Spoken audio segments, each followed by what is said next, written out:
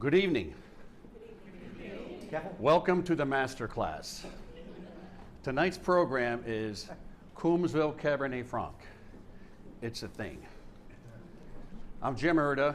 I'm the president of the Coombsville Vintners and Growers Association. And our moderator tonight is Mark DeVere. Now, Mark hails from Oxford, England. And when he was studying at the University of Oxford, he became enchanted with wine.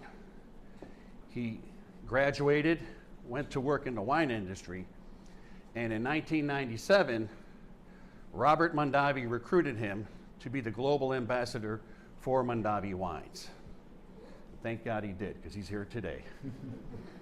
So he's eminently qualified to speak on this topic as well as our esteemed panel here. So let's give a warm Napa Valley welcome to Mark DeVere.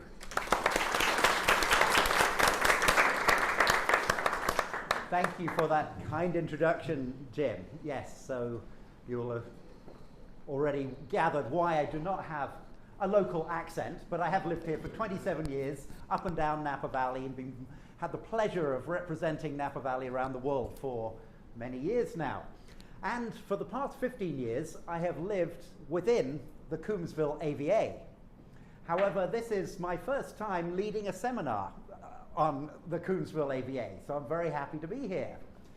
Can I just ask, before we go any further, how many of you were at the Coombsville seminar that happened here a year ago? A couple of you. Okay, but most of you are first time. All right. Well, you're all wine lovers. You're all experts. And have you ever found yourself wondering or stuck when somebody says to you, what's new and exciting and cool in Napa Valley? Still make Cabernet Sauvignon. Well, tonight we have an answer for that question. What is new and exciting and cool in Napa Valley? Coombsville Cabernet Franc. And the wines we're going to taste tonight are, obscure's not the right word, rare would be a better word, but we think on the leading edge of representing a new style of wine from Napa Valley, or certainly something that's different, intriguing, interesting, and I think you'll find all of these wines are excellent, excellent wines. We thought we'd do this seminar because it represents something new. Now, it is new. Coombsville is not new. There were grapes grown there in the 19th century. It gradually started to, little bit in the 60s, little bit in the 70s, but it's really in the last decade or so, really maybe since it got the AVA in 2011, that Coombsville has become a place what people are interested in. And especially, I think, more and more people, not everybody, there's still plenty of business for people making the big, voluptuous styles of Napa Valley Cabernet Sauvignon and Napa Valley red wines. But I think there's definitely a growing niche, maybe, or a growing segment of wine lovers who are really looking for brightness and freshness and a slightly different interpretation of red wines from Napa Valley. And Coombsville is one of the regions that is beautifully situated and beautifully set up to deliver something different in red wines from Napa Valley. Cabernet Franc is not new. We know there was Cabernet Franc in Napa Valley in the 19th century. And it's certainly been part of the fabric of many Napa Valley red wines for a long time. Jim mentioned I, for many years, worked for Robert Mondavi Winery, and their very first vintage, 1966, the Reserve Cabernet Sauvignon, was 10% Cabernet Franc. So it was always part of the fabric of many of the great wines of Napa Valley. However, it's recently becoming trendy, popular. It's got a niche audience again. There's not a lot of it. So for those of you, I'm sure everyone in this room has heard of Coombsville. I'm just going to give a very brief overview before I introduce the panel and we dig into what would, by the way, just in case anybody's wondering, we do have another panel member arriving, but they're running a little bit late. So when somebody else slides in here, don't be surprised. Coombsville AVA, and we'll dig into this further, but I love this map, and if you get the chance to see the raised relief segment of Coombsville, this really shows one of the things that makes Coombsville distinctive in the world of Napa Valley AVAs. It is one of the few, possibly the only AVA, that is dominantly formed by one major geological event. Multiple of the other changes that have shaped Napa Valley continue to shape it, but whereas many of the Up Valley AVAs, layer after layer of changes, sedimentary rock, volcanic rock, different eruptions, different earth movements have shaped them. What primarily shapes Coombsville was a large volcano, and way before most of the changes we talk about further up valley, many of which were 1 million or 2 years ago, 9-10 million years ago, a volcano pushed up, erupted, and then collapsed onto itself. After that, the geologists tell us, it then became an inland freshwater lake, so similar to Crater Lake. And we know that because of sediments of diatomaceous earth or diatoms, which were fresh water creatures. And then, with all the rest of the movement happening, the western wall of the volcano collapsed, the water flooded out, and there have been numerous changes going on since then. But this crater, and therefore the outline of the caldera, shapes that side of the Coombsville AVA. And I think makes it unique in Napa Valley AVAs to have this one geological formation really shaping the outline. The other thing that leads to is after this volcano created the soils and the rocks here, as far as we're aware, there were no other rock formations layered in. So further up valley, there was sedimentary rock, lots of other rock formations layered in. Everything we have in Coombsville originated from this volcano and the lake on top of it, and have gradually decomposed into what we have in Coombsville. And we'll talk more about that as we get into it. But the one theme here is volcanic soils, and I think with all the wines we talk about and all the commentary we'll have, the volcanic origin, lots of diversity and range of different volcanic soils. Shall I have a picture? Here's a picture of some soil, quite pale in color often. And some winemakers will say this causes more radiation and we get more sunshine bounced back up the soil. You'll see these little pebbles, lots of gravelly pebbles, lots of streaks of gravel, and often this almost pumice stone pebbles in the rock.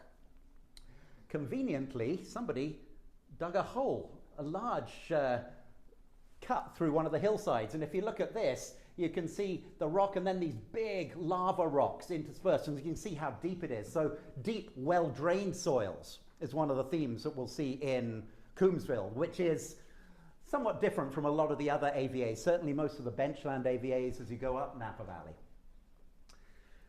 So we'll get more into Coombsville as we go through the wines, but now you know where it is. Oh, the other, of course, thing, it's the southernmost of the appellations where fuller-bodied red wines are grown. Maybe not quite as cool as Carneros, which, of course, people think of Chardonnay, Pinot Noir primarily, but we're way cooler than any of the regions as you go up into the main part of the valley.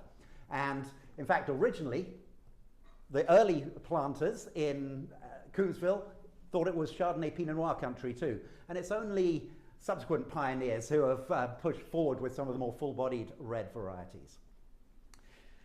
A few words on Cabernet Franc. You all know Cabernet Franc, one of the classic Bordeaux red varieties, and typically in Napa Valley used as a blending tool in the past. And so it was often part of the mix in people's vineyards, part of the blends in people's Cabernet Sauvignon wines, often to bring elegance and bring finesse into the wines. However, as I mentioned, it's becoming much more available as a single varietal bottling. Many people are latching on to its distinct characteristics, maybe a little bit lighter bodied, lighter in its expression, more elegant, more light on its feet than some of the more powerful Cabernet Sauvignons. Maybe slightly more intrigue in the aromas than classic Napa Cabernet Sauvignon, which can often be wonderful, rich, full-on fruit characters. Cabernet Franc can often have much more of the complex, positive side of herbal, the sort of dried leaves, cigar box characters, and that intrigue. in the global picture, and this is something we'll see what comes out of this conversation, one of the other interesting things about Cabernet, actually two other things. One little totally geeky and not totally relevant to the real world. A lot of people know that Cabernet Franc was one of the parents of Cabernet Sauvignon, crossed with Sauvignon Blanc. But interestingly, it was also subsequently discovered to be one of the parents of Merlot and one of the parents of Carmenere.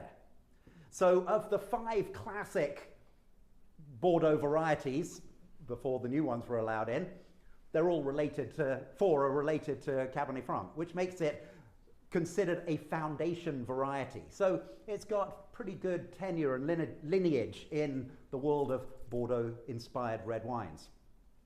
But the other thing that I think is interesting for this conversation about Cabernet Franc is, where is the great Cabernet Franc grown in France? The Loire and Bordeaux. So it's one of the few of the sort of classic grape varieties that is famous, distinctive in a warm appellation or a warm area like Bordeaux and a relatively cool area like the Loire Valley. And so I think that gives a really interesting crossover into why people are interested in Cabernet Franc in the coolest of the main sort of full-bodied red regions of Napa Valley. So with that in mind, here's another thing about a little statistic. I don't normally do statistics, but if you're familiar, you know that grape prices in California are published every year. They don't tell you which grapes, but about 5 or 6 years ago, well, about 10 years ago, Cabernet Sauvignon has always been the most expensive average priced grape in Napa Valley. But a few years ago, Cabernet Franc started to edge ahead, and it might be a bit small, but 2024, the average price per ton for Napa Valley Cabernet Sauvignon was just over $9,000 a ton. The average price for Napa Valley Cabernet Franc was $11,200 a ton. So the average price for Cabernet Franc paid for grapes by the ton has been higher for Cabernet Franc for the last 5 or so years, which I think is an indicator of the prestige, the quality potential, and the fact that people are really interested in Cabernet Franc. Because obviously, if wineries are paying a premium for it, consumers want to have it, either as a blending tool or as a varietal wine. I put the extra little bit on here. Not only is it averaged above, but if you go right down to the bottom of the table where you see the most expensive prices paid for a ton of grapes, obviously Cabernet Sauvignon, somebody paid last year $69,000 a ton for Cabernet Sauvignon. Another lot went for $61,000 a ton, $52,000, $50,000. But there were 9 grape prices reported at $50,000 or above per ton in Napa Valley. 4 of them were Cabernet Franc, and 5 of them were Cabernet Sauvignon. So it's not just a small amount of Cabernet Franc that's trading above average for Cabernet Sauvignon, but almost half of the most expensive grapes sold in Napa Valley were Cabernet Franc. Just a little insight into the prestige and, I would say, therefore, the quality potential that people are seeing in this variety. So, as we go into Coombsville, if you haven't seen this map, it's one of the, I think, the 6th region within Napa Valley that has had the vineyards mapped. And I think this map is available for purchase from the Coombsville Growers website. It's fantastic. If you drive around the alleys back here and drive around the avenues and want to know which of the vineyards are particularly fascinating in Coombsville, because it's such a tapestry of small farms, small family vineyards, and wonderful little properties. And that, combined with the beautiful relief map, will give us a little guide through where we're going today. Shortly we will have Eli joining us, who's the vineyard manager for Favia Wines. We also have Rudy Zudema and John Caldwell on the panel. Could you, Rudy, introduce yourself, please, briefly? Good evening. Thank you guys all for being here. I'm very proud to be up here with this lovely young gentleman here. And neighbor. And neighbor, yes. I am from Davis, California. I went to Davis, California and studied viticulture and enology there way back in, graduated in 1991. Been making wine here in Napa Valley, different appellations, different wineries for now 36 vintages, which in this community is a cute little start.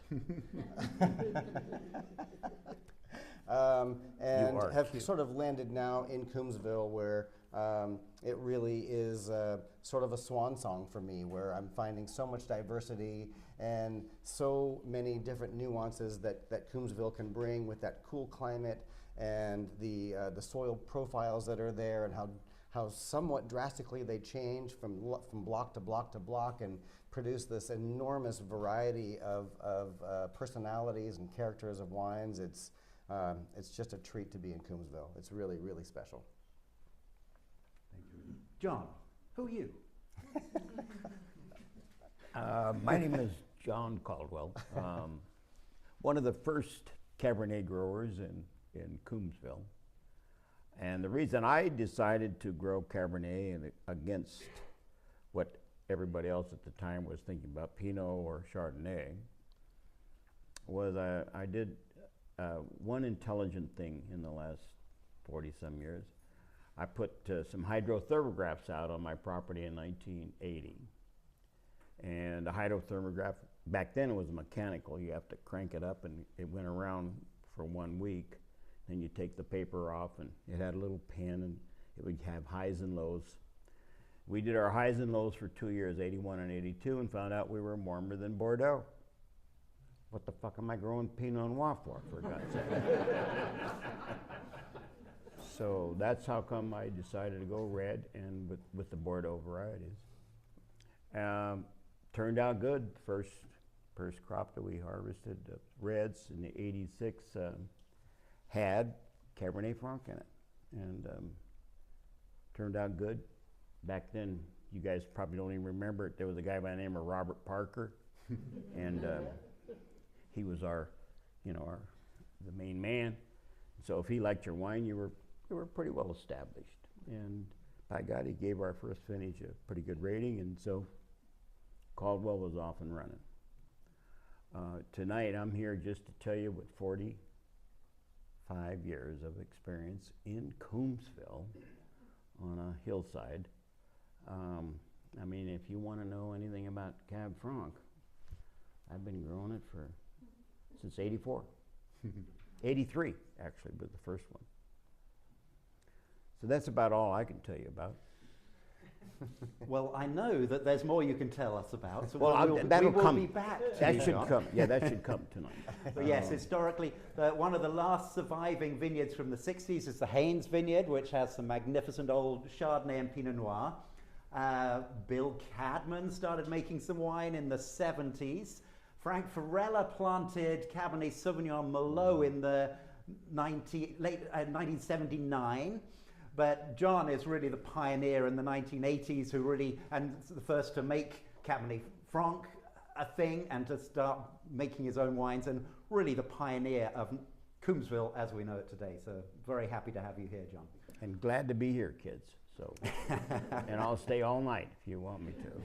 So, I was talking earlier this week, Jim and I were talking to a well-known wine expert who can remain anonymous, and said, does anyone actually bottle varietal Cabernet Franc with a Coombsville appellation?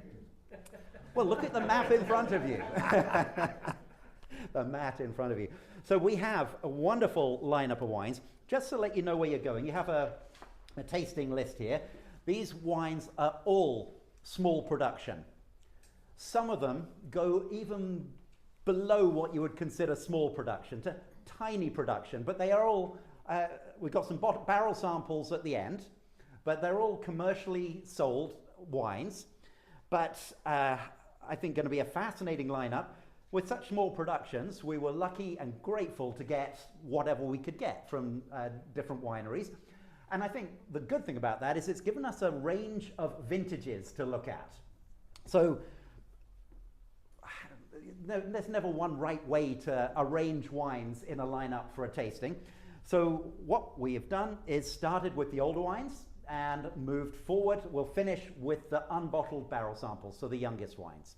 And you'll see from them, we have 3 2019s, 3 2021s, 2 2022s, and 2 2024s samples we'll be trying. So with that, why don't we start by diving into the first 3 wines? Shall we do them one at a time, or would you like to look at the first 3 as a set for a couple of minutes? Let's take a couple of minutes. Let's take like 2-3 minutes. Just get a look at the first 3 wines, the 2019 wines, and then we'll have a discussion. How does that sound?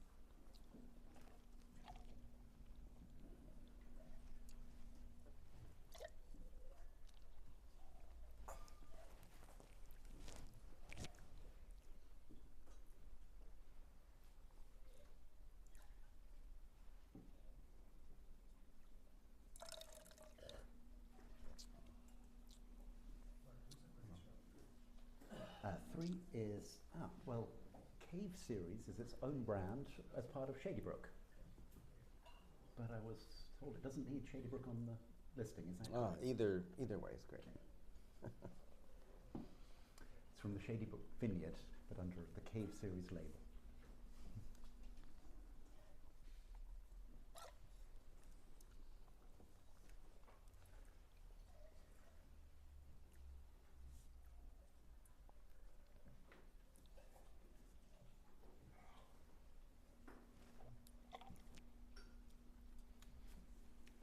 Has everyone had a chance to have a look? Another minute?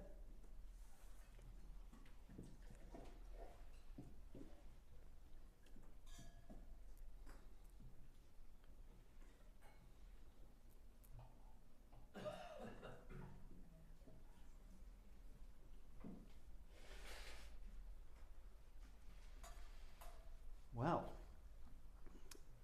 we promised you something different and exciting and fun. That's a pretty cool way to start a flight of Napa Valley red wines, I would say. That's, what do you think? Beautiful, interesting. Yeah. There's a lot of contrast between wines 1, 2, and 3. Yes. With wine 1 being extremely sort of green and vegetal on the nose and more tertiary on the palate, but wine 2 having this sort of burst of fruit and freshness. And then wine 3 feels as if it's everything dialed up. More tannins, more acid, more body, more concentration, more of everything.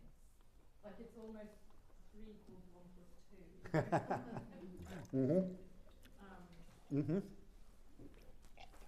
I agree. Yeah. One thing they all had in common was that cacao and coffee tertiary character. Yes. Yeah. Really prominent and forward. Yeah.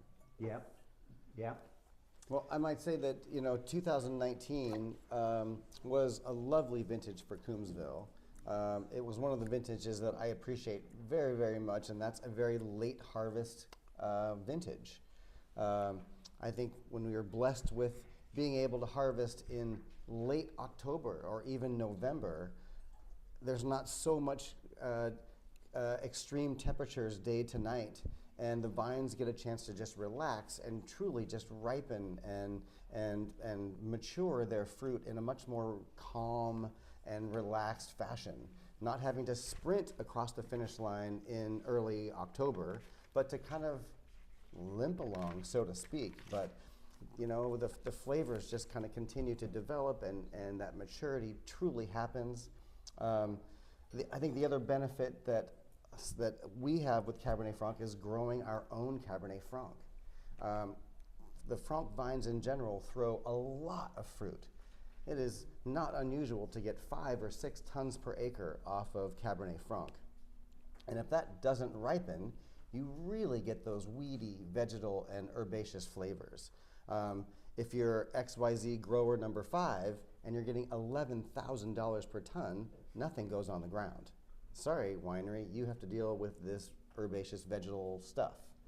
If you're growing it for yourself and you're going to be responsible for something that's going to hopefully be a feather in your cap in the bottle, I would say, correct me, I would say almost as much goes on the ground throughout the season as you actually harvest. And it's a number of different thinning passes. There's a lot of unevenness that happens with Cabernet Franc, and it's all of the stragglers from fruit set to size variation. All of the kind of stragglers have to go on the ground. Even at veraison, some of the very first red fruit also has to go on the ground. These are the champions, but they're kind of too far ahead of the pack. They're going to be, pruny and awkward when it all happens. You let veraison happen, the last 10-15% that is still green, it goes on the ground too, and now you've kind of come from the top and the bottom to achieve this really nice fluency and this really nice consistency through all the fruit, and you probably will still have 2.5, 3.5 tons per acre. It's a great crop. But if you're not the grower and you don't have those choices, Cabernet Franc is much, much more difficult. And I can see that these are people that are growing Cabernet Franc for themselves. These are gorgeous. And that's a theme that's come across from everyone I've talked to about Cabernet Franc is Cabernet Sauvignon, and not to take away from the top producers of Cabernet Sauvignon, who definitely put a lot of work in, but Cabernet Franc is less forgiving. And if you want to make a good wine, you have to put that degree of attention to detail and thinning and growing the grapes with an amazing amount of input in the growing process. Yeah. Hey, Mark? Yes. Can I ask, are these blends integrated? As far as so wine one is all three of these are 100% Cabernet Franc. My pleasure. I have a question. Yes. Do you mind sharing your new oak percentage? Yes. This is Wine the number wine 3 three. was made to be very much a luxury Cabernet Franc. It is our sort of highest tier of wines that we make. I like to listen to the wine and not direct it. We start with 100% new French oak for just a couple of months until malolactic is done and kind of the wines stabilize just a little bit. First racking in March or so would be out with a little splash, back to then 100% neutral barrels. This is my opportunity to kind of learn about my children and kind of find out what they need and what they want to do. No need to buy ice skates for someone who might be a sailboat person. So it is a few months of all neutral oak, learn about the wine, do some barrel trials, incorporate what type of oak, heavy toast, medium toast, different forests are really going to help express what nature has given me. And then it's slowly over the course of 2.5 years kind of pushing it in that direction. It might end up at one time being in 100% oak again, but if you sort of look at the broad stroke of everything, I don't think more than 56 or 60, 65% would probably be it. Would you put it back into new oak? Oh, sure. Oh, sure. Well, you old stinker. I like that. If it can take it, that's great. It is, I think as soon as So you find out what it really's got, guts it's Yeah, got, and then you absolutely. You did a good job. I want to push the envelope of that fruit with that purity and that loveliness that Mother Nature gave us, and Yeah. support. But as soon as your winemaking techniques become louder than the natural wine, then I think you're just making a mess. Fantastic input. And we'll have a few more comments when we get to wine 3. But that was wonderful. Great insights on 19, great insights on Cabernet Franc. Wine 1 is Mario Bazan. And if you can see those same two different views of Coombsville, that is roughly where the vineyard is. So Mario Bazan was a vineyard manager, also started at Robert Mondavi Winery in the 70s and Opus One in the 80s, I understand, and now has his own wine label. He didn't plant this vineyard, he buys these grapes, but he farms it. And one of the interesting things about this vineyard is that it was Cabernet Sauvignon until 2014, and then it was top grafted or overgrafted to Cabernet Franc. And so so it's old roots, but 2019 would have been the 4th crop of Cabernet Franc off this vineyard. And the vineyard is right on the gates of your vineyard, John. It's, do you know this vineyard? I've always called it Kreutzer Lane, but is it Kreutzer or Cruiser? How do you say it? Well, now, if you're American, you call it Cruiser Lane. Cruiser Lane, But okay. it's Kreutzer. Kreutzer Lane. So this shows right down in the south end of the Appley. Do you know this vineyard is apparently right outside your gates? You don't know it though. That's okay. No reason why you should. The son of a bitch planted a vineyard right outside my cave. Right outside your gate, right before, yeah. Now I'm intrigued where that Cabernet Franc vineyard is. No, Yeah. really. Well, it's it was described to me as being on Cruiser Lane, Kreutzer Lane, whichever. Go up Kreutzer Lane, and it's on the left, right before the gates to Caldwell. So.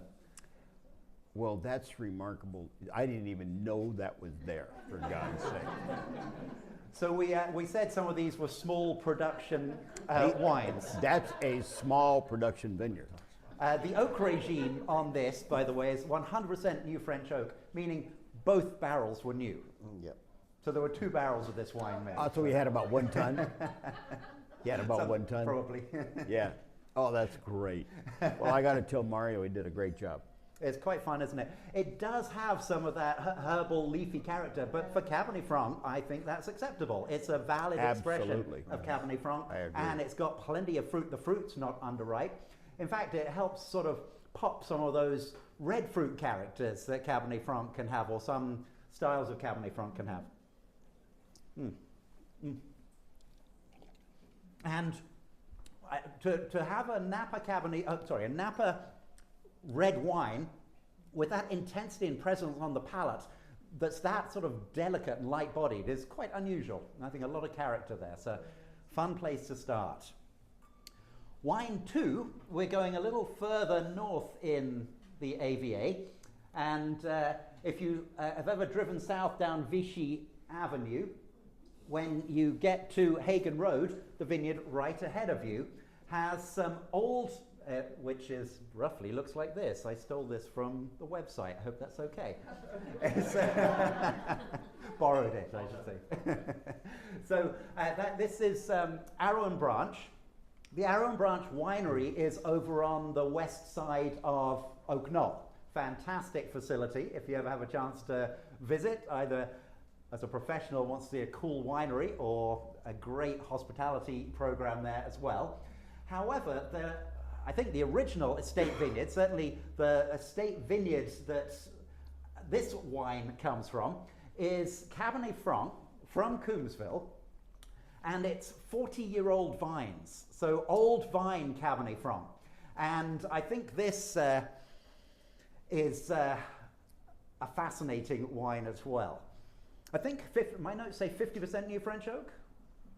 So I'm looking for nods to Michael here, who's representing our own branch in the audience. Careful what I say here. But Jen Williams, the winemaker, couldn't join us tonight. She's out of town. But I think that is a spectacular wine. And I love thank you for your comments, because it put it going from the delicacy, the light-bodied elegance of the first wine, and between the sort of full-on power of the Cave series. I think this has got a beautiful elegance. This, to me, has got a really distinctive mouthfeel and palate. Any comments from the panel on this wine? I liked it. Yeah. Gorgeous wines. Gorgeous Well, wines. So I was told by Jen that if I wanted to know what clone this is, and we should talk a bit about clones of Cabernet Franc, I believe that the budwood for this vineyard came from you. I think it did. So what's going on here, John? Oh, it's all my, that's the reason it's so fucking good. Has nothing to do with the winemaking or the location or anything. It's the clone. No, but I can go into that. Do you want me to go into it? Sure, let's. So one of the things about Cabernet Franc is, maybe more so than other varieties, other than Pinot Noir, people are really interested in clones and the development of clones, and I think they make quite a distinct difference. And the expert on Cabernet Franc clones in Napa Valley literally wrote the book on it. Mr. Clone. Mr. Clone. So John, what's going on with clones of Cabernet Franc in Napa Valley? How did it all start, John? You don't want me to go into that, but anyway, I smuggled the first 2 French clones into Napa Valley in 1984, and Aaron Branch needed some budwood, and they smartly came to me and got some of that original smuggled shit in, and it did well. Clones are important with Franc, because if you don't have the right clone, you're really not going to make good wine. And since with my history, I planted Cab Franc in '83 on a Davis clone, and let me tell you, there was no way you could make good wine out of that clone. It made grapes. Clusters were like table grapes with wings, pink. You let it hang till it was damn near raisins, and it was, anyway. So it became Cabernet with that 3 or 4 years. And luckily, I smuggled in these 2 clones from France in '84, planted those in '84, and in '86 we had a real Cab Franc vintage. The word got out that I had them, so then anybody that liked Franc back then came to see, and I was Mr. Clone. For Joy and I were selling a lot of clones for for many years. Anyway, they do make a huge difference, and then now we're onto some better ones. Not a hell of a lot better than the 2 that I imported in '84, but I think 214 is probably cluster size. You don't have to go through the growth stage. It really does want to stay small cluster, small berry, and it makes wonderful wine. So, yeah. So an older clone in this wine, but 40-year-old vines make a huge difference. If you guys want to get in the Cab Franc business from scratch, plan on it being at least 25, 30 years before you're going to make this quality. It's just the way it is. It takes forever. Even the better clones, French clones, the clusters start pretty big and the production is heavy. Unless you farm it, like Rudy's talking about, you've got to cut fruit. I mean, when you think about cutting $10,000 or $11,000 a ton fruit, cutting half of your crop, you just cut off $30,000 worth of fruit and put it on the ground, and you drive over it with your tractor. That takes huevos. Yes. But if you want to make a good Cab Franc, you've got to keep it at around 3 or 4 ton. Yeah. Or less. Yeah, the seeds and some of the more common clones, 312, 327, the seeds are ginormous inside those berries. And inside those seeds are a couple things. If they get truly mature and truly ripe, they have this amazing nutty, minty, They do, you eucalyptus, can chew just 'em. incredible That's flavor. a good point. I But didn't if think you about don't that. get them ripe, it is like eating underripe asparagus and underripe broccoli. And there's this very fine line between those.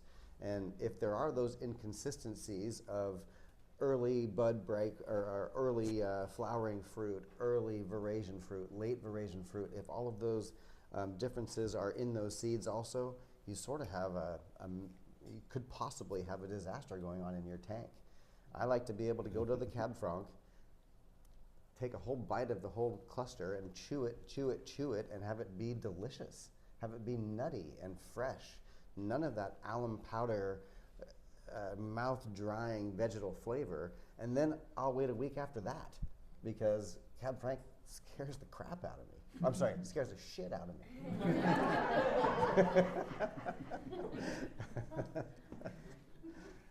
Anything else that you'd like to be said, Michael, about this beautiful wine?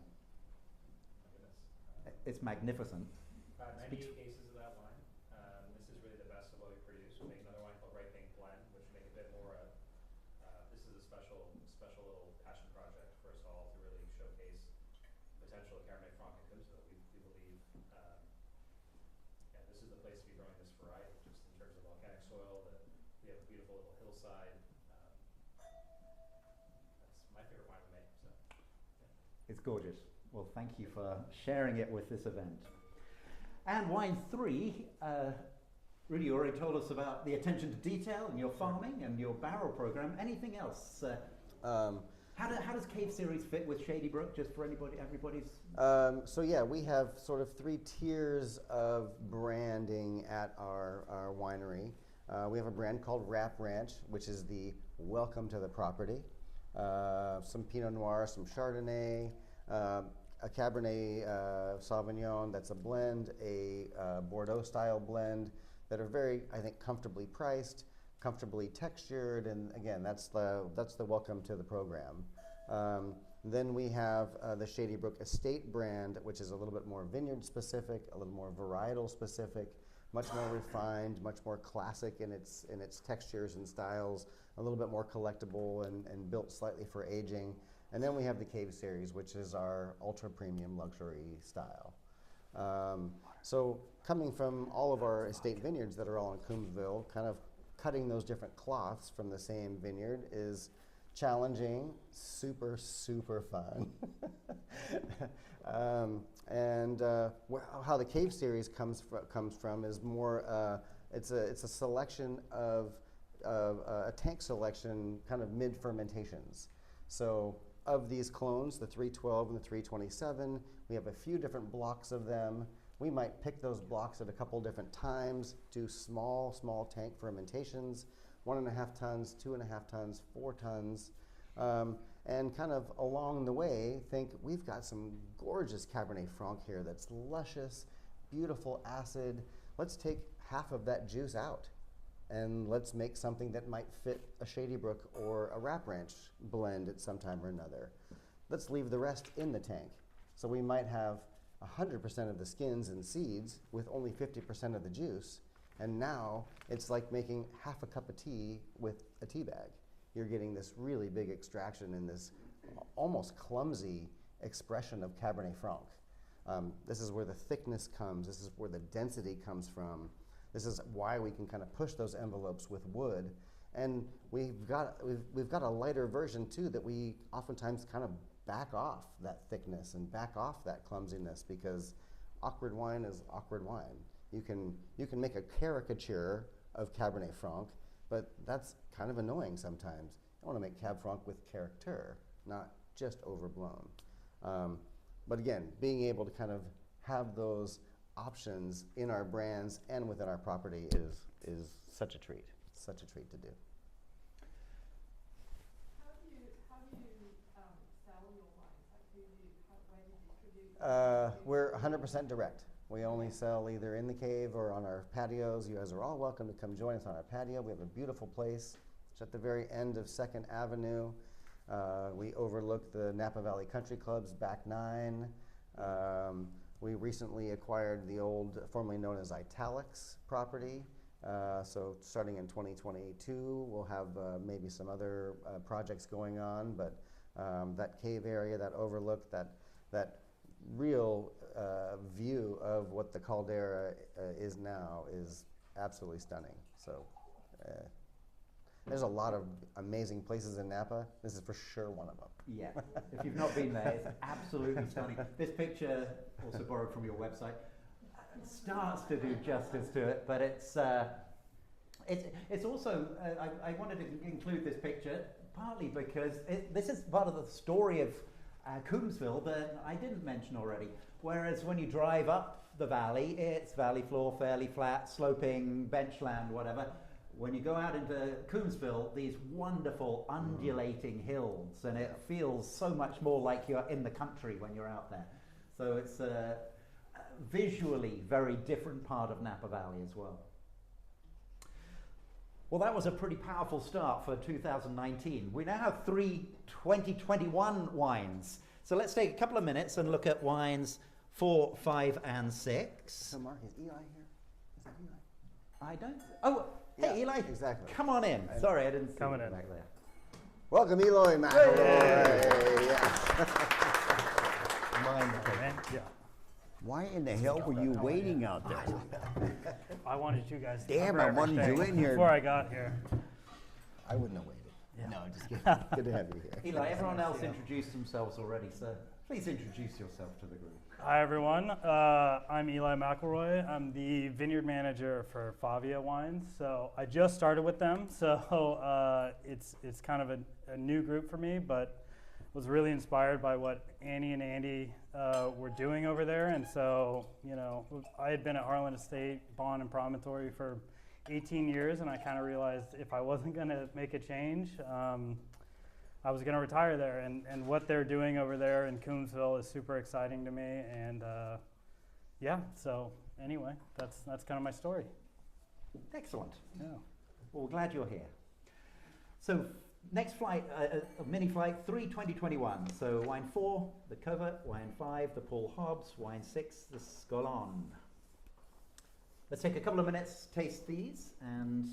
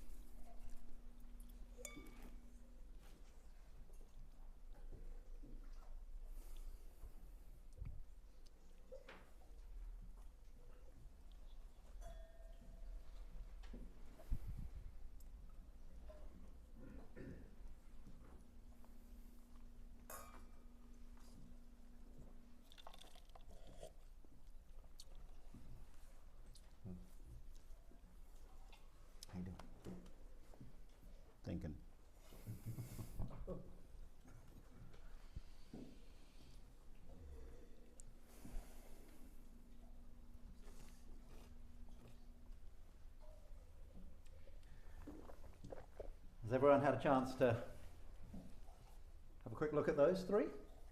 And go into them in more depth.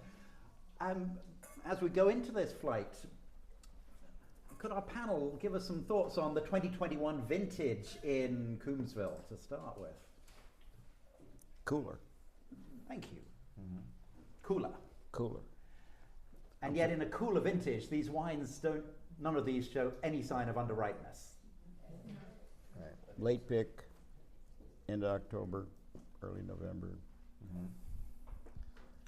Not a lot of late season rain. We had a little bit of rain in 2020, at the very end of 2020, but a very dry spring. 2022 was our crazy drought year, and this is sort of when the vines kind of started to tighten up and struggle a little bit after a very luscious 2018, 2019, and 2020 for whatever that was. But this is, I remember calling this with some of my associates, one of the most normal years we had, and we have no idea what normal is anymore. But it seemed like the vines, through their change and their development through the season, seemed somewhat predictable and very, very consistent and very uniform. Yeah, I mean, I would say the same. I think for me, 2021 was definitely one of those vintages where after so many kind of crazy vintages in a row, Right. we're always like looking over our backs. But yet 2021, you could just kind of sit there and wait and have things ripen and not really worry. You could take your time with it, especially late season. So. I think a lot of 2021s in Napa have a good degree of freshness. What's interesting here is you get that classic freshness of Coombsville, but there's almost an extra layer of opulence and richness, I think, from that long ripening and different ripening patterns down in Coombsville. I think the power and intensity that these wines are showing is absolutely gorgeous. You know, Cabernet Franc, it has its trials and tribulations, but I love just the awesome, sexy ferocity that Cabernet Franc has. I mean, we all call Cabernet Sauvignon the king of Napa Valley, but we also know that the queen kind of runs the show. This is definitely the queen. It's got that angst. It's got that we're all business and let's take care of our business. It is very focused, and these are lovely, lovely examples of that 21 Cabernet Franc in Coombsville, most definitely. Had such great structure, and yet the tannins are just delicious. Lovely. Yeah. Soft, which, well, that is Coombsville. I have to, you're lucky to be in Coombsville. I know. I finally got out, you know. Yeah, I think the balance between just the flow of tannin and also the tension and acidity that these wines maintain. I mean, acidity for me is really necessary in a Cab Franc, and I think these all have it. So wine number 4 is the Covert, and Covert Estate is just south down Rat Lane, immediately to the south of Shady Brook, if I am correct. Also a magnificent, beautiful. Sheila, can I get some more batteries for that? I think this might be. It's not clicking me forward anymore. Yes. I found a workaround, but Let's get on the stomach or something. okay. I can use this, but it's not quite as convenient. So Shady Brook was just to the north, and this, again, pretty much in the center. If I work as a way to move it along here. But right-clicking and things, hang on. I'll wait for, there it is. There's a picture, you can see again the rolling hills and how beautiful it is. This is a view looking to the west, to the east, to the rim of the caldera. Made by Julien Fayard. I believe it's 100% Cabernet Franc, but I couldn't get the technical details. It's a little bit covert in his winemaking techniques. But it's, I think, gorgeous expression of, again, Coombsville Cabernet Franc. The official tasting description includes the tasting note, irresistible joy. And I think, fair enough. Okay, with this wine, you can get away with it. I think it's gorgeous. It's got that, to me, that beautiful Cabernet Franc complexity, the slight floral, like almost potpourri, dried petals, dried leaf character. I think it's absolutely delicious. I think what's lovely about it is it's got really nice, smooth, silky tannins. Mm-hmm. Which just make it so, like easy drinking, but at the same time, the complexity of fruit and aromas and flavors that are well concentrated on the palate. Yes. And you have this very sort of vibrant acid, these Mm-hmm. silky tannins. It threw me off. I was like, oh, don't give me this in a blind tasting because I will never say it's a Cabernet Franc. Yeah, I totally agree with all your comments. And of course, yes, I would be puzzling in a blind tasting, but on the other hand, it is fairly classic Cab Franc. Once you look back at it, yeah. But it's got all your description is a beautiful description of a really elegant, fine Cabernet Franc. The tannins are finer, and they're beautifully managed in this. That freshness that's partly Coombsville, partly cooler vintage, but partly the Cabernet Franc gives it that freshness. And then the fruit in here that's hard to put your finger on, but slightly more to the sort of red fruit end than the black fruit of Cabernet Sauvignon. I think it's a beautifully and I love the way it just flows through the palate as well. Beautiful drive to that wine. Do you know about being your neighbor? Any insights into what makes this wine distinctive? Julian is a fantastic winemaker. I think his style is a little bit more French in style, obviously. But how he encapsulates all of those kind of old and new world flavors all together in one, I think is just remarkable. There is a little bit of that leafy white pepper that I love so much in Cab Franc, but there's also a true ripeness and a very dynamic and multi-layered finish that kind of goes on and on and on. It's superb. The acid is just layered in there perfectly. Yeah, beautiful. Wine 5, made by another famous wine producer and advocate for, let me see if I can advance the slide manually here. There we go. So Wine 5 is Paul Hobbs from the beautiful Nathan Coombs estate, which is right down on the southern border of, at this point where Imola goes across the southern end, that is the southern boundary of the AVA, and the Nathan Coombs vineyard is right down on the southern end in the southeast corner there. Beautiful rolling hills.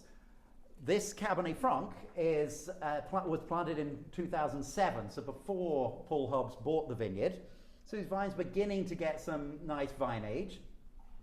He is happy enough with Cabernet Franc that he's planting more Cabernet Franc on this estate, which I think is a cool sign that Paul Hobbs is an advocate of Cabernet Franc in other parts of the world as well, so he likes this variety. But I think it's great that he recognizes the potential of this variety in this part of Napa Valley as well. It's as a global winemaker, I think it's also cool that his Napa Valley property is in Coombsville. This is, has properties and wines from Sonoma, but his one Napa Valley vineyard is this one in Coombsville. And I think, again, that shows that someone with a global vision of winemaking recognizes the potential of this region. It's Clone 214, which one we briefly mentioned. This is considered one of the newer clones, as John said. One of the things, so known for small clusters, small berries, really good color, good ripening potential. Partly what's interesting about this is that Clone 214 is a Loire selection, or a Loire developed clone. So it's a French clone, an Entav clone that was identified, selected and propagated from cool climate French vineyards. And I think that's a really interesting selection to have in a cool region like this. It's certainly become one of the trendy, is that fair to say, trendy? I don't like the word trendy, but a popular clone. It's also probably the reason that they selected it in the Loire, because it's a little bit earlier ripening, smaller berry, smaller clustered clone. And that's what I would select in the Loire, where those are kind of, can be very ugly Cabernet Franc wines if you can't get them right. Yep. But again, beautiful example. I think the 2021 vintage really shining in this too. You can sort of feel that long ripening, but the freshness from Coombsville, the freshness of the cool vintage, amazing length. A beautiful bottle of wine. Because this vineyard is right by the road, I got a couple of, well, we were talking about, there's this beautiful aerial shot that I borrowed from their website. But there you can really see again the undulating hills that are typical of Coombsville. I think that most Coombsville vineyards have some degree of undulation to them, I would say. Is that fair to say? The good ones. The good ones. Yeah. Also, they put up a new beautiful sign, but over the years they've been building this beautiful dry stone wall. So all those rocks have come out of the soil. So that shows you, gives you an insight into what's going on under the surface in some of these Coombsville vineyards. And and then also a mole had kindly pushed up a little mole hole right in front of the Cabernet Franc block. So that gives you an idea of the sort of topsoil. And again, you can see that paler color. And when people sometimes say, I don't know what this panel thinks, but some of the paler colors may be giving a bit more re-radiated heat. And not fortunately, but another cool thing about this vineyard is right behind the Cabernet Franc block, Imola Avenue, there's basically a cutting in that little, what would have been a little mound to go over there. So you get a nice sort of slice of the rock and the tough soil, tough rock that you get there. So when this is right, so on one side is, behind this is the Nathan Coombs vineyard, behind the photographer is Skyline Park, if you're familiar with that. So it's right on the road there, and you can drive through that cutting and get a view of, again, pretty unusual in Napa Valley to be able to get that sort of view of the rock. Pretty amazing wine, I would say. And that brings us to wine number 6. And we're now going. Now I hope I have the dot in the right place. Back up north, I was described as go past Arrow and Branch on Hagen Road, and it's just before 3rd Avenue. So that's approximately where it is. The Escalon Cabernet Franc comes, it's professionally farmed, but almost in somebody's backyard, I think is how it was described. So again, one of these small, tiny vineyards that dot around Coombsville. And I think this is also a fantastic wine. To me, this has even more of the lift of Cabernet Franc-ness, that dried leaf, that dried, positive herbal character that I find really intriguing in beautiful Cabernet Franc. It's like roasted Poblano, really. Hmm? It's like roasted Poblano. It's really nice. Yes, roasted Poblano, yeah. And also made by Julien Fayard. So it's same winemaking style as the first wine in this flight. I keep looking to Tim, who's one of the partners in Scalon, to make sure who's fact-checking me correctly, because please feel free to add in anything else here. But I think it's just a beautiful, again, very small production, direct-to-consumer sales model, but a gorgeous example of the 2021 Coombsville Appellation Cabernet Franc. Anything else about this wine? No, you said it pretty well. Have I sold it all right? I'd buy it. It is So- in somebody's backyard. and that is part of that's a good thing, yeah. Yep. Cool. No. Mm. No, Mm. the gentleman that started it passed away the first year we took the fruit from it, and there wasn't much passed on. So we don't know a lot about the vineyard, other than that the farming is good. Yeah. It's what a fantastic flight that was. I think it's absolutely gorgeous wine as well. And continuing to yes. Getting it like a very concentrated salted licorice character to it, and I was wondering what that could be from. Any thoughts from the experts here? Concentrated salted licorice character. Well, I like that descriptor. Yeah. It's one of the ripest ones that I've seen so far. I think I would say that the alcohol is a little bit higher in this one than maybe some others. Alcohol is lovely. Alcohol is body. It can take some of those lighter flavors and elevate them a little bit and bring out some of that savory quality. Okay.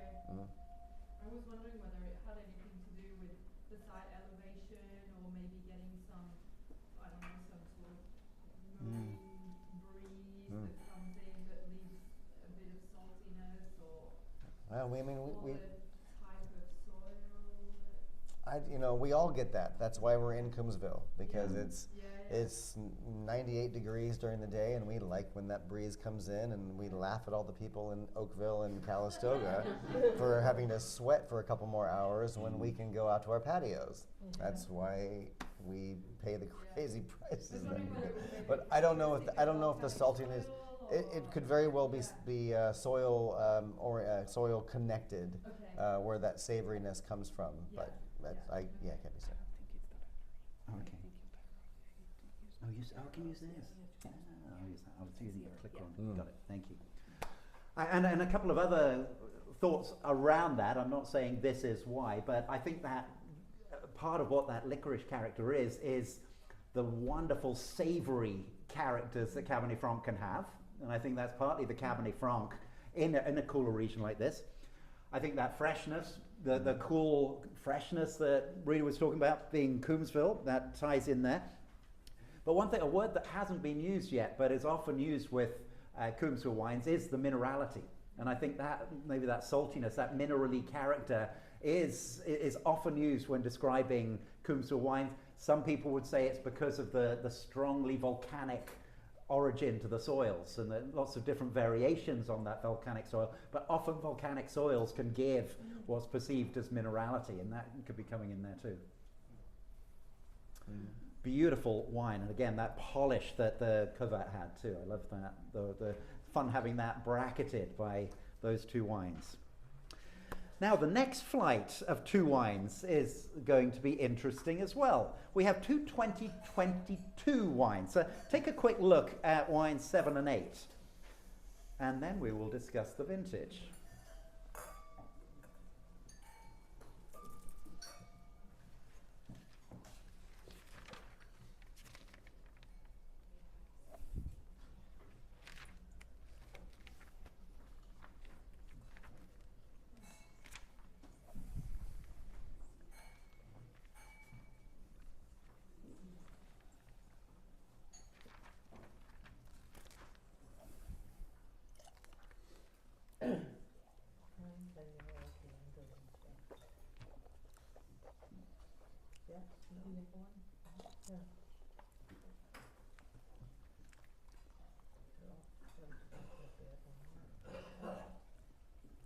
Carry on, but listen to my voice.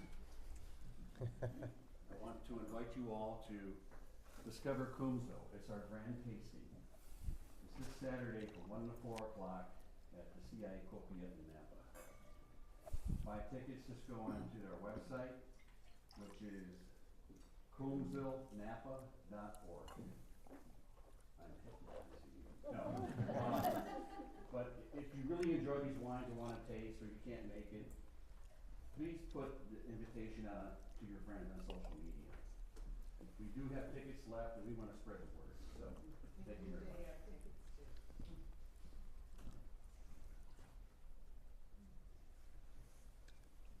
Wow. So two different wines showing a very different, well, different from what we've seen before, different from each other, but showing again another, I think, really magnificent, beautiful wines, bringing a different facet of Coombsville. Who would like to talk about 2022 in general, or 2022 in Coombsville? That's the key, because a lot of people didn't even make 22 in Napa Valley. So we are so lucky to be air conditioned and maybe 10 degrees cooler than just above Yountville to Calistoga. So we made it through. We actually bottled our 22. All right, I don't know if you guys tasted the 8, but it's so fucking good. I mean, it's could that almost be? too good. I went, too good. Did I do it? Is it safe to Is share it this over- with people? overdone? Are we gonna blow their minds to? The rest of So us ought to give up. one of the things that I think is interesting about Coombsville, and in context of broader conversations around grape growing, viticulture, the future of California wine, the future of Napa Valley wine, is we are getting faced with more and more heat events, warm years, days when it gets very hot, multiple days in a row when it gets very, very hot. And one of the beautiful things about Coombsville is this air conditioning and the cool air that comes in much more reliably. And 2022, while further up valley was getting even hotter and staying hot later, Coombsville was not hitting the same peak temperatures as further up in the valley and was dropping lower at night. And so if 2022 is an indicator, and these wines I think are gorgeous, and I've tasted some other Coombsville 2022s, the Aaron Branch 2022 is remarkable for its freshness for a 2022. And I think that's something worth considering as we think about what the future of Napa Valley is, that there is a resilience here, because we've now seen a cool vintage in 21 and a warm vintage in 22, talking big picture, and the wines are beautiful in both those vintages. So pretty fun to see. Wine number 7 is from a winery called The Setting. And they make wine from many different places. They're based over in Sonoma, and they source amazing vineyards. This is a vineyard, I had to do some logic and stealth work and then ask Jim if I was right, but it's just off Penny Lane. All I could find as a description of where it was in Coombsville is it shares a fence with the Nathan Coombs vineyard. And there are only 2 vineyards that share a fence, so one is Faust. So I figured it was the vineyard down Penny Lane here, and a beautiful, again, a small vineyard. This, by the way, I think is I think everything we've had so far has been 100% Cabernet Franc. The Setting has a little bit of a blend. It's 87% Cabernet Franc, 12% Cabernet Sauvignon, 1% Petit Verdot, I believe. So a little bit of something else going on in there. Winemaker Jesse Katz worked at Petrus, so had some right bank Bordeaux experience, even if more with Merlot than Cabernet Franc. Probably they worked at Screaming Eagle. One of his claims to fame, apparently, is first winemaker to make a wine that sold at a charity auction for $1 million a bottle. So, anyway, so it's what? Also, Coombsville fruit. That came from Glass Slipper. That came from Glass Slipper. So that came from, that came from just across here. Thank you. Good point, Alan. Yeah. So I think that's the setting is wonderful. When I said we were tasting some rare, highly sought after wines, I think you can see stylistically why this wine would be highly sought after. It's got the voluptuousness, the silkiness, still got a nice brightness. I think the Coombsville fruit and the Cabernet Franc density there, but quite an opulent, seductive style of wine. When I said rare, there was 1 barrel of this wine. So out of 23 cases, we've got 3 bottles here. So we're tasting wines you might not taste again. Maybe not. Who am I to speak? Maybe you will, but some of us might not. So you may ask, how do you get in line to buy this wine? How do you get in line to buy this wine? Over the years, I've asked winemakers, do you have a futures program for your Cab Franc? And they say no. And I hand them cash and said I'd like to be first. That works every time. Well, thank you, Jim. This is spectacular. Thank you. I have some Cabernet Franc for sale.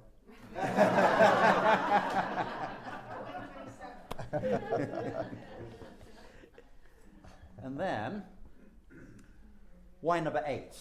which has already been proclaimed as the I'm best sorry. wine of I'm the sorry. I tasting. got ahead of you on that. That's quite okay. Now tell us, again, I borrowed from your website, figuring it was a picture you'd like to have shared. But if you're not familiar with where John's vineyard is, right down in the southeast corner, go down Kreutzer Lane, and head up the hills. And absolutely magnificent sight, looking out across the Caldera and out across Napa and Napa Valley down here. But John, what makes this wine so outstandingly remarkable? Oh, it's the fact that the owner is such a brilliant, incredibly guy. He just knows how to, So it's winemaking over terroir, you think? Absolutely.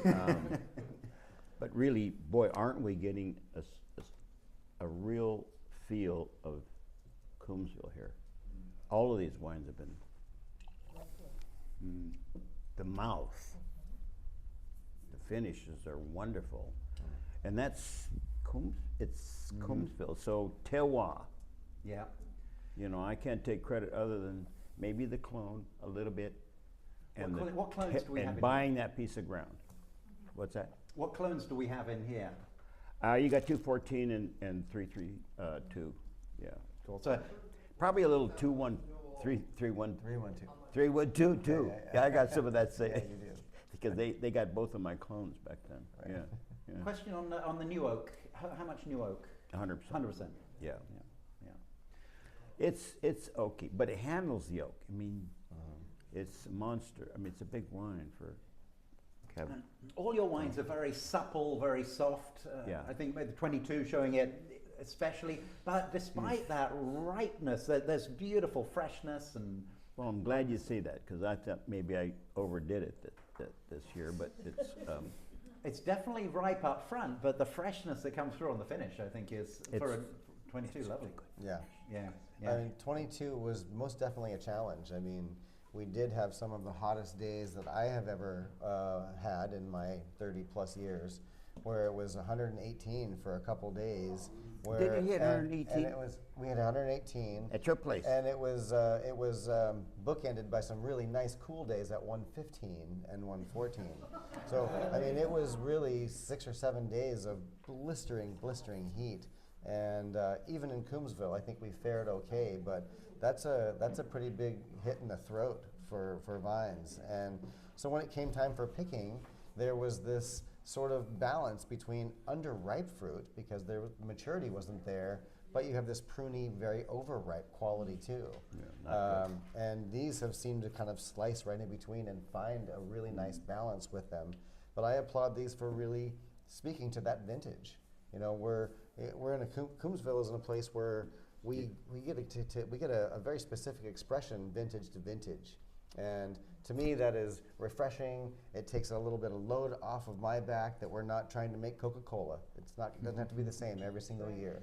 We really get these different expressions, Boy, and it's so much good fun to sort of tell the story and be more of a historian through wine rather than having to be a production guy. No, I mean, yeah, 2022 was one of the just most incessant vintages. Like, it just didn't stop for anybody.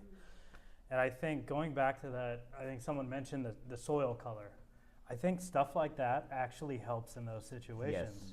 Yes, Because and if yes. you're getting all this heat just, bearing down on the soil, and if you have a dark soil, you retain that heat overnight. So if you have, a tilled white soil, it's going to bounce right off, and you're going to get more heat during the day. But at night, you're going to lose all that stuff. So it's kind of not only that, but you have the coastal influence. It seems like a much safer place to be, even if it was still brutal, because 2022 was, How did you guys do at Promontory? How'd you do? Because I mean, you make some of the best wines I've ever tasted. So, well, or you grow. I'm grow. not Yeah, you here. grow. Yeah, talk too much about. But it was incessant heat. But we had reduced crop, and we had gotten to the point where we're dry farming most everything. So you could harvest a lot earlier and still have seed And ripeness. did you get a little bit in before the You got a monster heat? fair amount in. That's great. But I think it's really, you know, climate resilience and all that stuff. At the end of the day, we all want to make good wine. That's it. So it's like treating the soil, you know, maintaining a little bit of cover or not, depending on, you know, what your vineyard needs. I think there's a lot of things you can do to weather vintages like 2022, and I think. Well, we just poured water to it. Yeah. At, We at, had at, water. at a certain point, that's where you get. At the time, yeah. Yeah. So, fascinating 2022 wines. We have 2 wines left, wines 9 and 10. Just so you know, wine 9 is 100% Cabernet Franc. Wine 10 is a co-ferment, 50-50 Cabernet Franc and Cabernet Sauvignon. And I think a great example of what Cabernet Franc as a component in a wine can do. So have a quick look at wines 9 and 10. These are both barrel samples of 2024 vintage.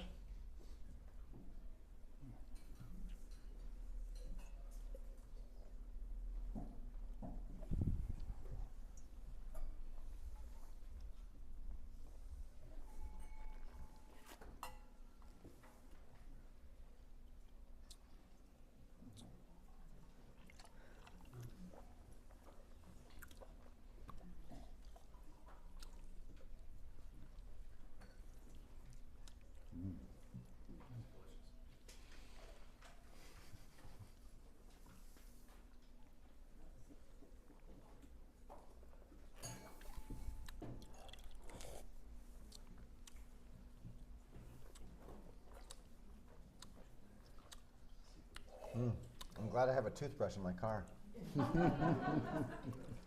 These are big mother grabbers. Whew.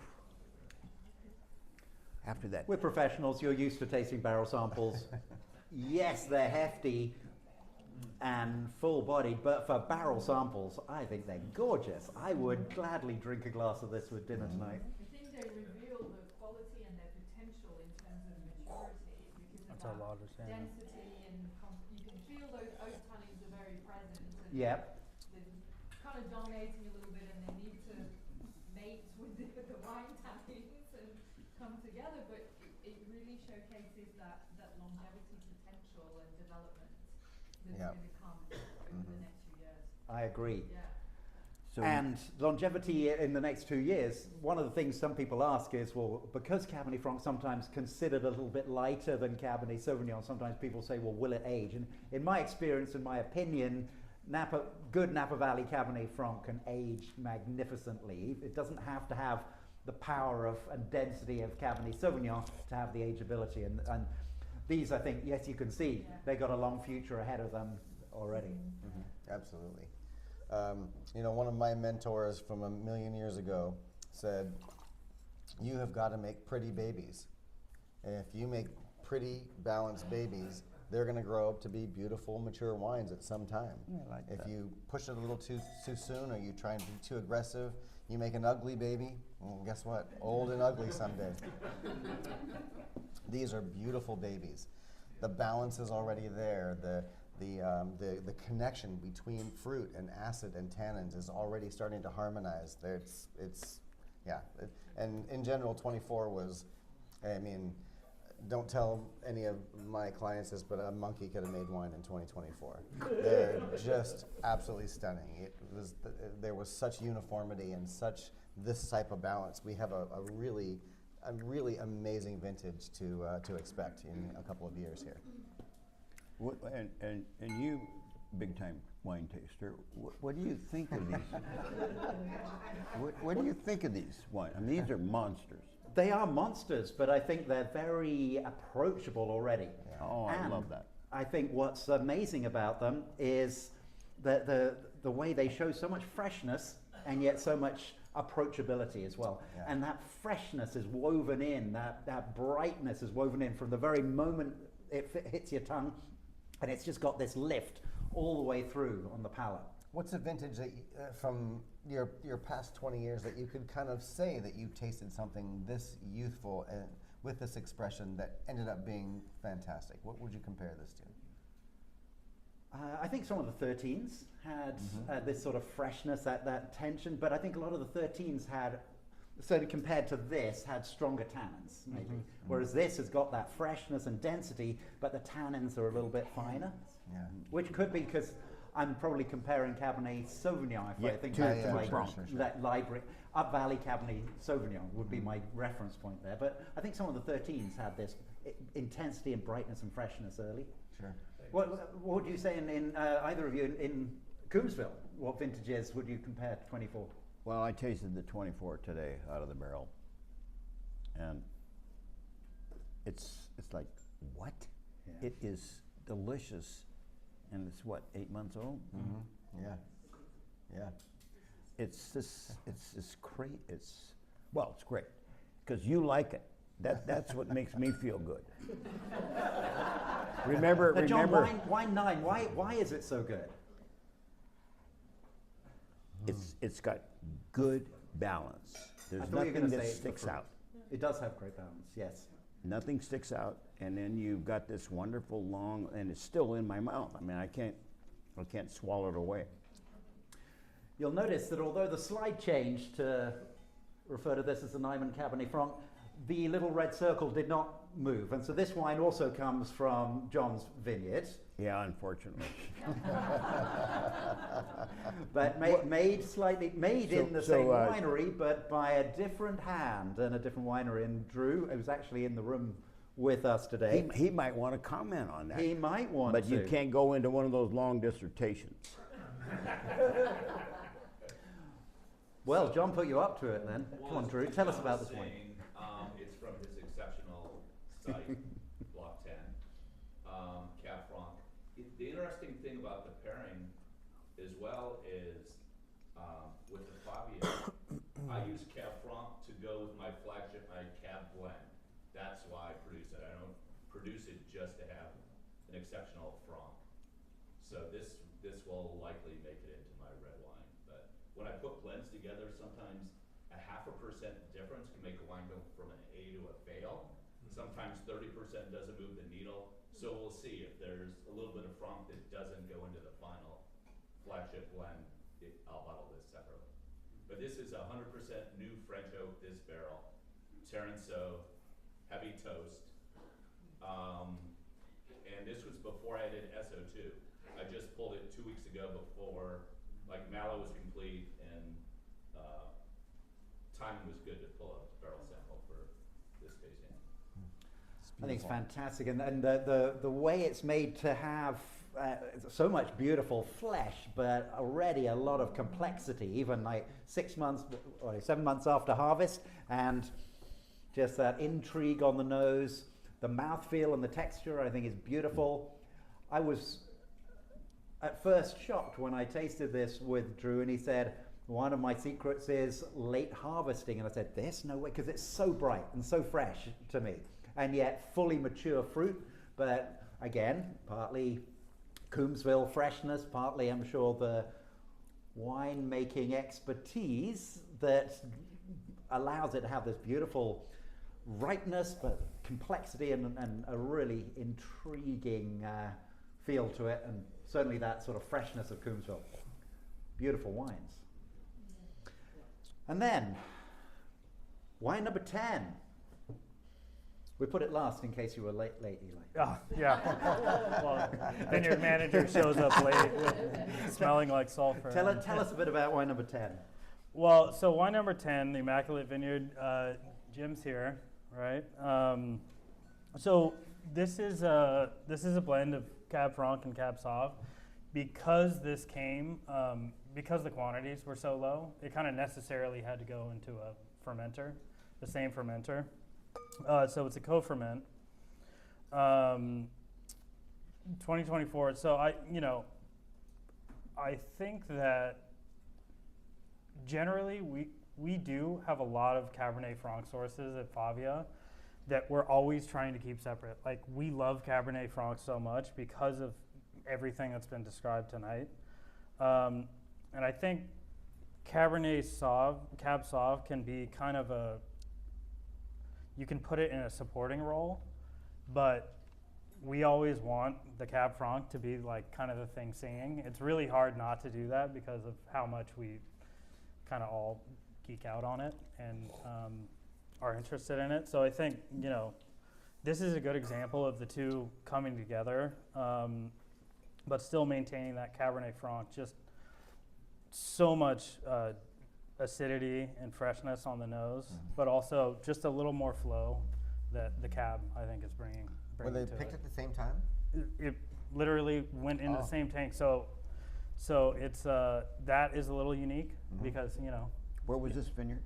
the Immaculate Vineyard. It's from Jim Erda's Yeah, vineyard, Jim's right at the vineyard. corner of 4th and Cruiser. This came Or from Just Yeah, where, yeah, just where yeah. 4th Avenue makes the, it's Jim, Yeah. Jim Erda's vineyard. Did you have to push the ripeness on the cab? Jim Erda's To be vineyard? able to pick it at the same time as the You ever cab, heard of him? or they just magically? This I is think fucking it was great.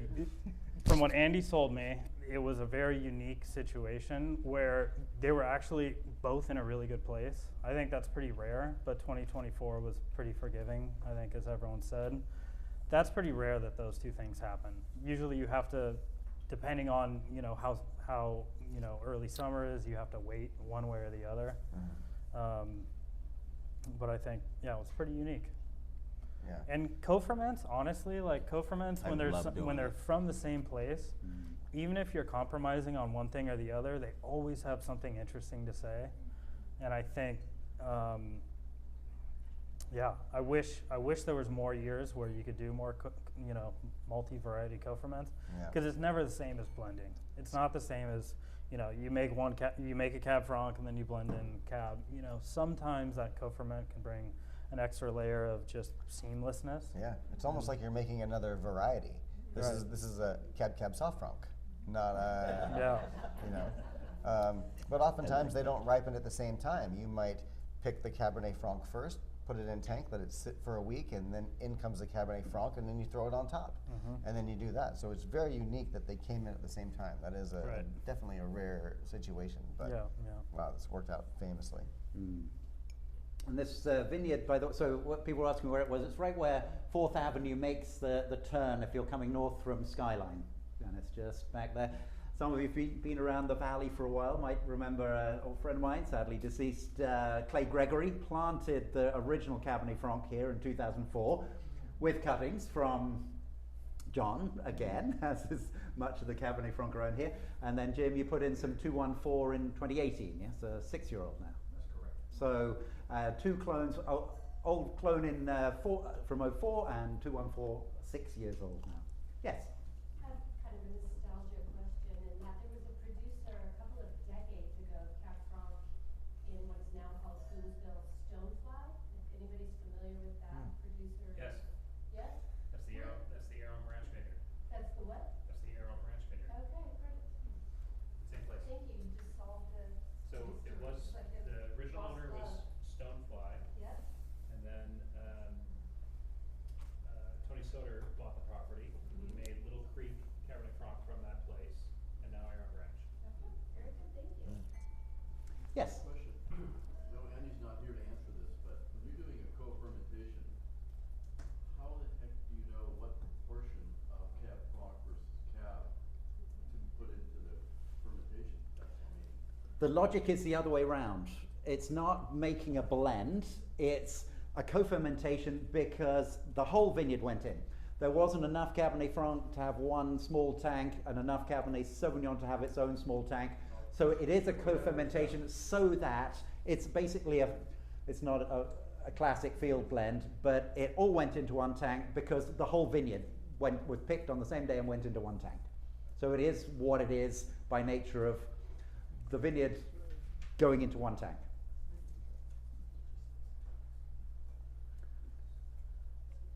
If even a monkey could make wine in 2024, I think Drew and Andy did better than your average monkey. In this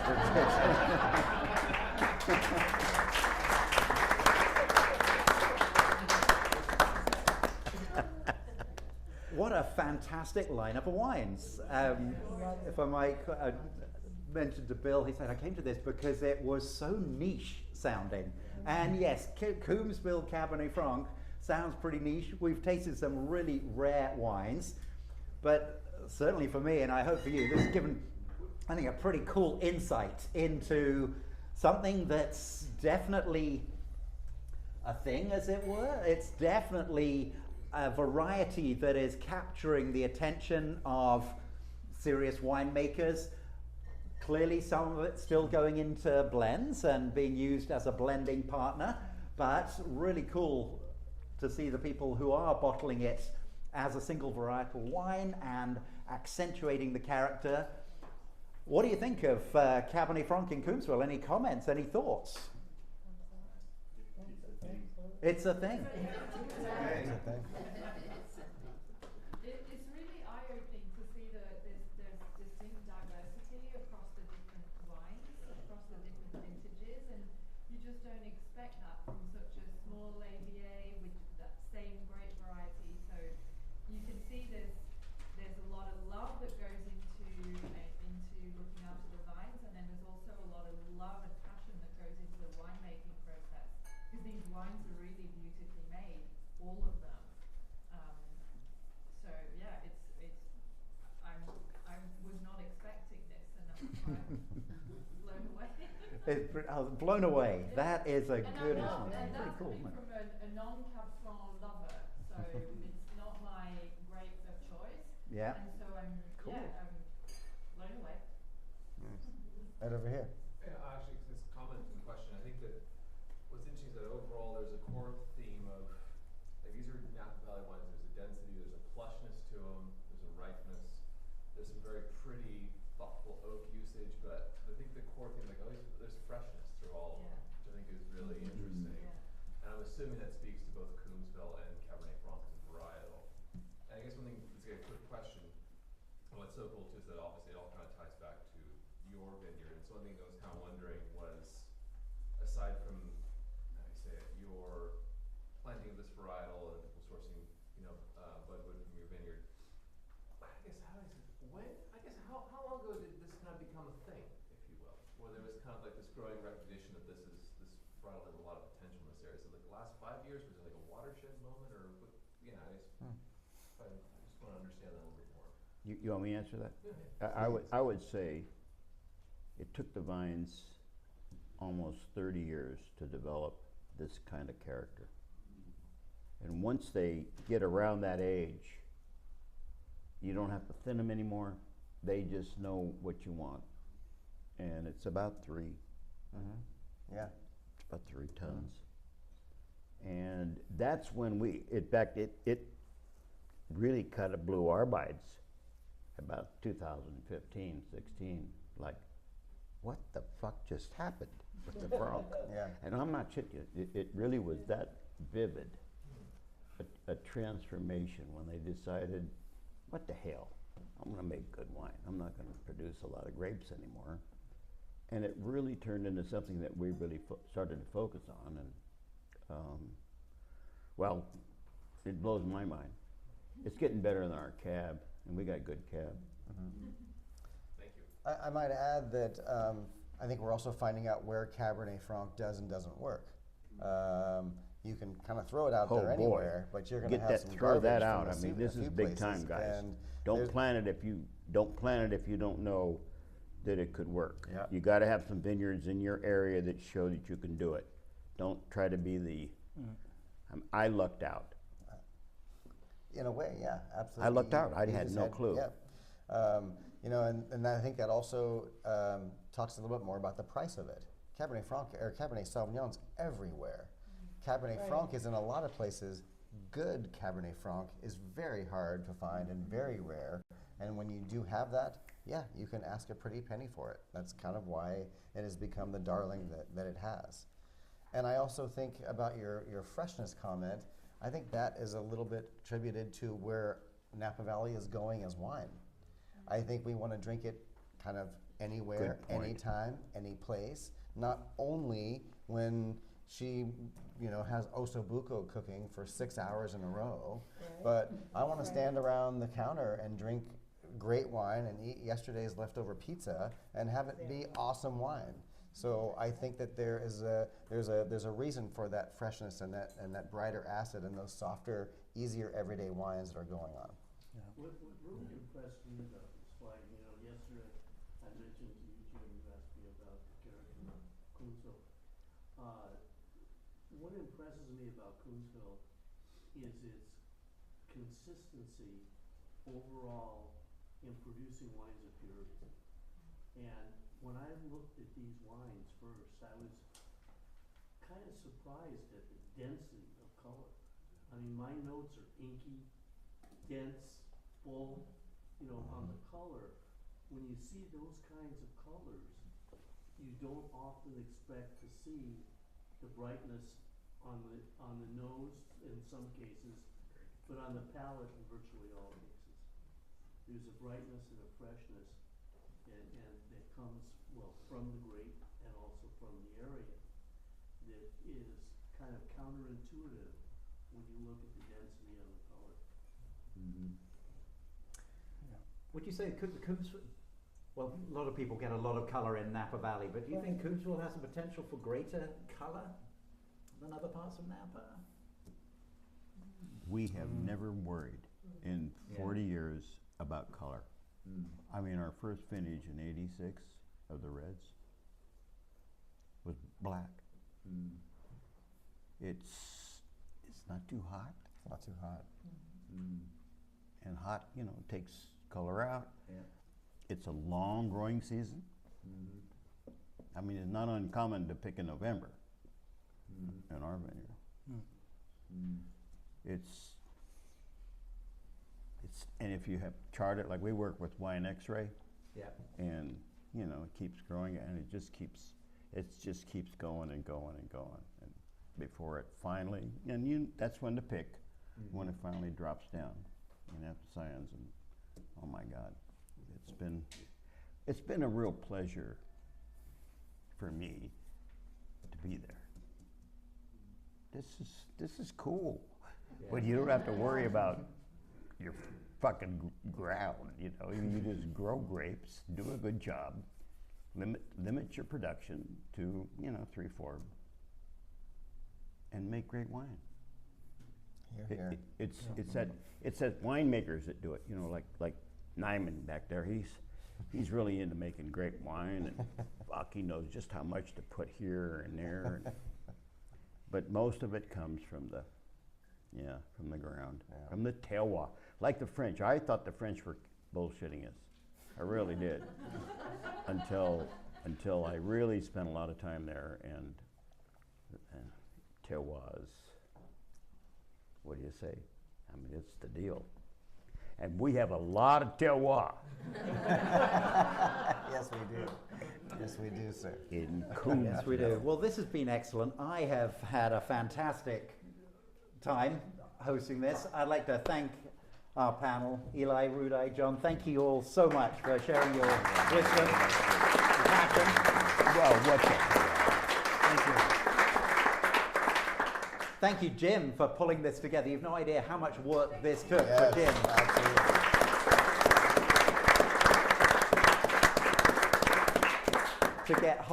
To pull this together and get hold of this assortment of impossible to get hold of wines. Very cool there. And for your passion for the Coombsville AVA. And thank you for all coming and Yes, thank you enjoying all it, for coming. showing an interest in Really, our really little awesome. AVA.